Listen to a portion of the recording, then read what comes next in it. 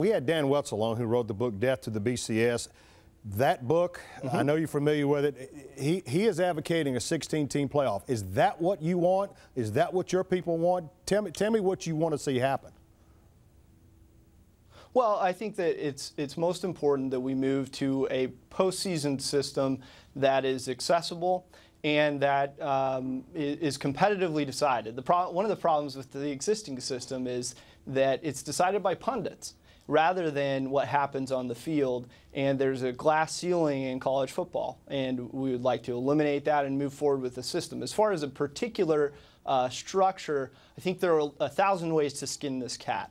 A lot of different proposals out there. Dan Wetzel's proposal is certainly an attractive one that would improve upon the system, but our take is that there are 1,000 different proposals out there, and all of them would be an improvement on the status quo.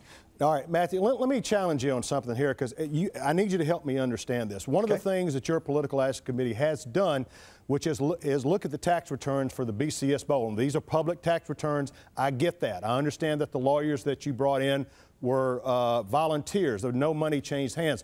But then you turned around and you took that information and you filed basically a 27-page complaint with the IRS outlining some of the things you found. Tell me why, Matthew, why is it appropriate to do something like that? I mean, it's football. Why is this appropriate? Well, like I said at the top, Tony, there are more substantive issues involved here. And what we did is we looked through 2,300 pages of tax documents and public records, and we got a team together of professional lawyers, one of whom sat as the head of the IRS's exempt division for 10 years. So, we did our best to put together an objective team of professionals, and when we looked through that, we found a lot of things. And one thing that I didn't realize when we started going through this is that all of these BCS bowls are organized as public charities. And because of that, they receive significant tax benefits. All of the revenue they bring in is exempt from taxes. Any donations they receive are deductible for the donor. And then, for example, they receive a lot of government subsidies. Like the Sugar Bowl received $5 million within 3 years in direct government subsidies. And the problem, though, Tony, is that they're not acting like public charities. They're taking the benefits, but not abiding by some of the rules that are in place. And one of the things that we found was that they're using charitable funds to enrich their executives in the form of above-market pay, interest-free loans in a couple of cases. They've made affirmative misstatements on their tax returns as far as whether they lobby.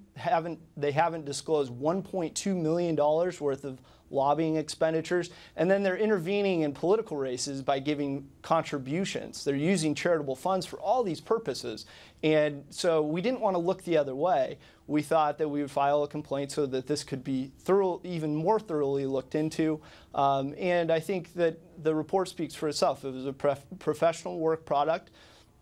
And we found some other disturbing facts. For example, from fiscal year 2007 to fiscal year 2009, the Sugar Bowl received $14 million in interest-free profit. They also received $4 million in government subsidies, but they paid $0 out to local charities. And this is a time when their community was recovering from Hurricane Katrina.